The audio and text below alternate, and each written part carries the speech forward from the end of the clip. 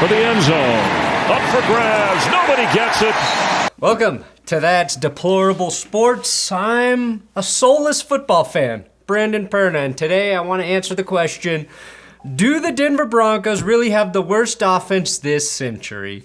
Like many of you, I saw Field Yates tweet this after the Denver Broncos lost to the Carolina Panthers on Sunday. He wrote, "The Broncos scored 10 points today, falling to the Panthers 23-10. Denver is now down to 14.27 points per game this season, the worst by any team in the NFL since the year 2000, and the Browns, who had 10.1. And that sounds believable. I, like many, just accepted it as a truth. Turns out he was wrong. The Broncos offense is very, very, very, very bad, but there are other offenses since the year 2000 worse than the Broncos, and today we'll take a dive and look how bad it really is in Denver and why it will be really hard for them to finish the season with the worst offense since the year 2000, but how they can do it. More importantly, I can address that they have the worst offense to have a quarterback as good as Russell Wilson. Well, as good as Russell Wilson has been. Oh God, is Russell Wilson a has-been? That's good sports.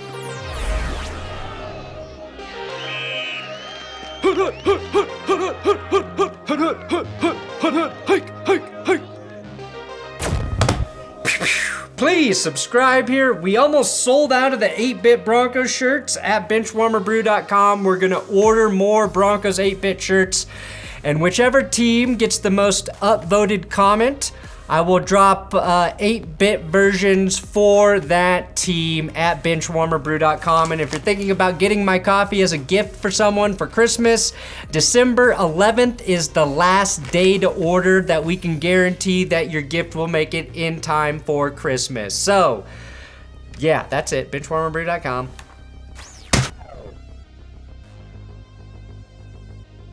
All right, the first thing to consider is the Broncos only have played in 11 games so far this season. So to compare them to teams who have played full seasons for worst ever, not really fair. And I know what you're thinking. As a loyal Broncos fan, Brandon, I'm sure you're just trying to save face. Correct. Because the Broncos have a tough part of their schedule coming up, and it could get worse. So, through 11 games, they are not the worst or even 10th worst offense. Okay, so think about that. The Denver Broncos, who have scored just 14 touchdowns, don't even crack the top 10 for worst offenses since the year 2000. God bless Brandon McManus and his 20 field goals made. I do believe, though, that this team has it in them to finish after 17 games as the worst since 2000. Now, in order to do that, they need to be shut out multiple times. They're gonna have to learn how to give up 3-point leads instead of 10-point leads from now on. The Denver Broncos are averaging 14.27 points per game on offense. Historically speaking, there have been some nauseatingly bad offenses. And after watching the Broncos all season, which I should be given an award for, I assumed they might be one of the worst ever. But we as fans, we've gotten used to a touchdown-rich NFL.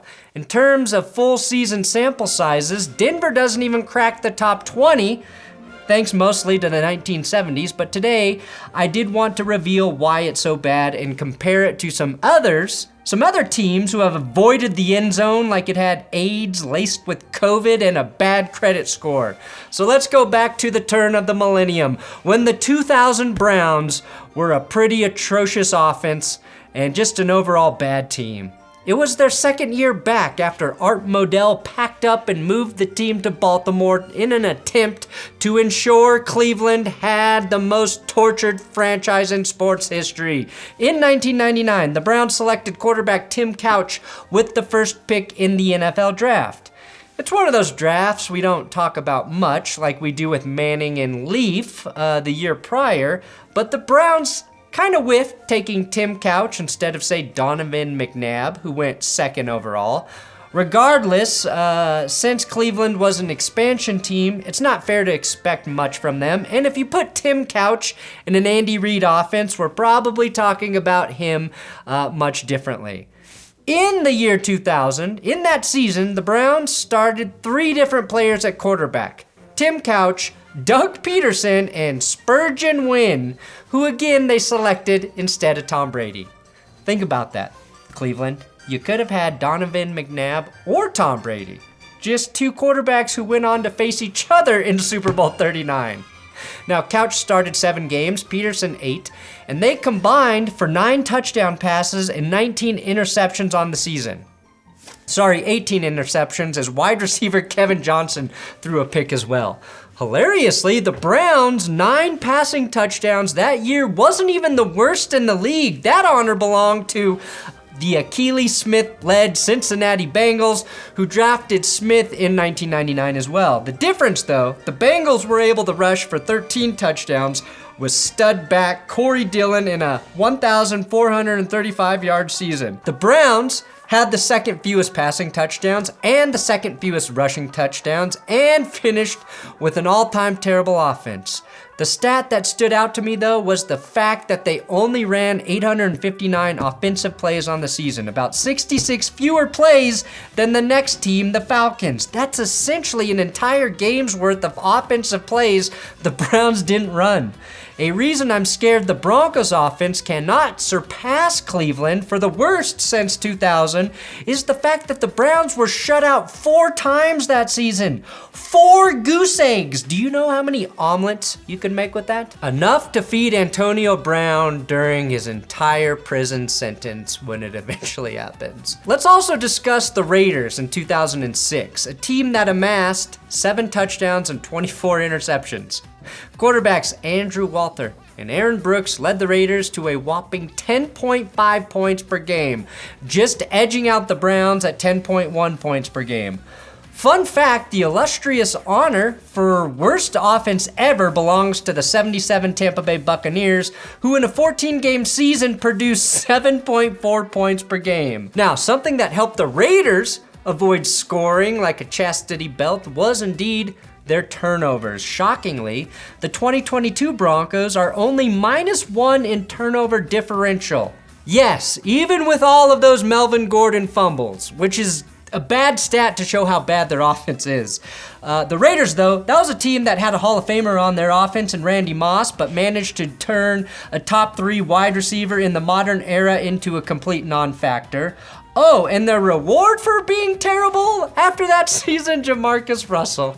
Currently, the Broncos' 14.3 points per game is 22nd worst in NFL history, if we're talking for a full season, but through 11 games, they are the 11th worst scoring offense. That should tell you that a lot can happen in those final 6 games of the season.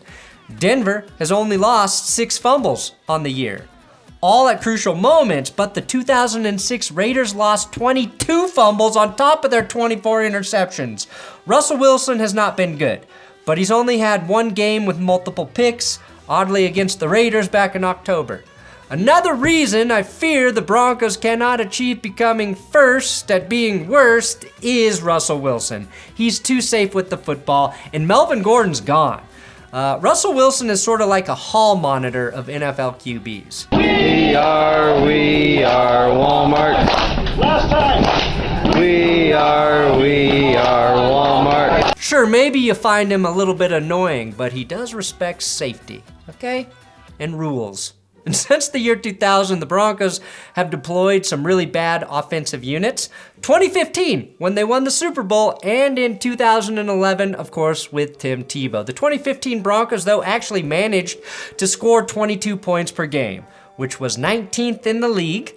But you have to take into account that the defense scored 5 times that season, plus another punt return by Omar Bolden for a touchdown. When you cut out those TDs, the offense was scoring 19.5 points per game, which, as we know, would make the current Broncos one of the best teams in the AFC this year if they could hit that mark every game. Denver's offense hit 30 points twice in 2015. They haven't even come close to that in 2022. And as good as the Broncos defense has been this year, they have not scored a defensive touchdown this season. In 2011, with Tim Tebow, the Broncos were 32nd in passing attempts, 31st in yards, but 18th in passing touchdowns with 20. 8 from Orton and 12 touchdowns from Tim Tebow. Oh God, the Russell Wilson bathroom stat. Tebow had the exact number. Oh, that's gotta be a curse. The offense was bad, but it found ways to score touchdowns. In order to finish with the worst offense this century, the Broncos will need to average a certain amount of points per game. I forgot to do the math.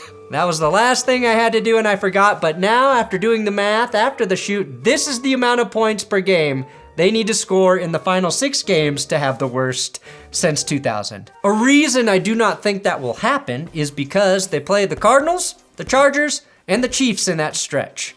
Arizona and LA have the 2nd and 4th worst defenses in terms of points allowed this season, and the Chiefs and Rams are actually giving up roughly 22 points per game. Now, compared to Russell Wilson, here are some of the other quarterbacks in the last 22 years who orchestrated those abysmal offenses worthy of the Hall of Shame through the first 11 games. 12.5 points per game produced by the 2011 Jaguars. QB'd by Blaine Gabbert and Luke McCown. They combined ultimately for 12 passing touchdowns and 15 picks and helped the Jags in a dust-up that resulted in the firing of Jack Del Rio mid-season. And of course, for their troubles, the Jags got the honor of drafting Justin Blackmon, who briefly helped them become competent in 2012. Also in 2011, just a horrible year for offense, the Rams had Sam Bradford, AJ Feely, and Kellen Clemens combining for 12.7 points per game through 11 games. A smidge better through 11 than the Jaguars. 2011 is interesting in that the Colts had to play without Peyton Manning, and the Chiefs had QBs Matt Castle, Kyle Orton, and Tyler Palko. And those teams ultimately all land in the top 10 for worst offensive production through the first 11 games. I'm going to throw in the 2010 Panthers as well, who are quarterbacked by Jimmy Clausen, Matt Moore, and Brian St. Pierre, finishing with 12.3 points per game. So you get what I'm saying, right? These offenses, historically bad ones, are run by bad QBs. And think about poor John Fox, who went from those quarterbacks I just mentioned to Tim Tebow to Peyton Manning in the span of 2 years. That's a wild ride for a head coach. Most recently, 2020, Adam Gase coached the Jets and they amassed 13.8 points per game. Sam Darnold and Joe Flacco were the drivers that put the Jets in a place to draft Zach Wilson. The Jets ended up finishing that season, though, with an average of 15.2 points per game. What's alarming and what is unique about the Broncos and what they're accomplishing this season is that we've never seen a quarterback of Russell Wilson's caliber be at the helm for one of the worst offenses. Since joining the Seattle Seahawks and starting the full season, Russell Wilson's offense only finished outside the top 10 in scoring twice. Once in 2016 when Russell Wilson still threw 21 touchdowns for 4,200 yards, and once in 2017 when he threw 34 touchdowns to 11 picks, and they were ultimately 11th that season. What we could be witnessing is either the fastest, sharpest decline by a once top NFL QB, or the worst string of luck mixed with too many new variables that have prevented this team from putting together any semblance of a decent offense. There's one thing for sure. You can't put together an offense this historically bad through the failure of just one piece, whether it's the quarterback or the coach. It takes a lot of moving parts to score this little in the modern NFL. The scheme is bad. The quarterback is missing open receivers. The rushing attack took 11 games to get a 20-plus yard run. Plus, the top 3 running backs to start the season are gone for various reasons. The offensive line is decimated and getting no push, and the receivers can't stay healthy or consistently catch footballs. Ultimately, there will be changes made at the end of the season. The Broncos will have a new play caller in a few months, a new head coach, and they'll need to be aggressive in free agency to fix the run game, while perhaps spending their first or second round pick on a wide receiver. And it's sad to say that after the Jerry Jeudy, KJ Hamler draft in 2020, but the Broncos can't keep waiting for those guys to produce. That leads me to another point: health. The Broncos need to start taking availability into higher regard when they're drafting and signing players. It's no longer good enough to hope for good injury luck. They need to actively seek out players on both offense and defense that have shown solid durability throughout their football careers. Oh yeah, and for the love of God, start praying for Caleb Williams. Let's find out if prayer actually works. Thanks for watching this historically bad offensive episode for the Broncos. Can they become the worst since the year 2000? I doubt it, but we can hope. We can hope. Please subscribe here on YouTube, and I'm on Twitter at Brandon Perna.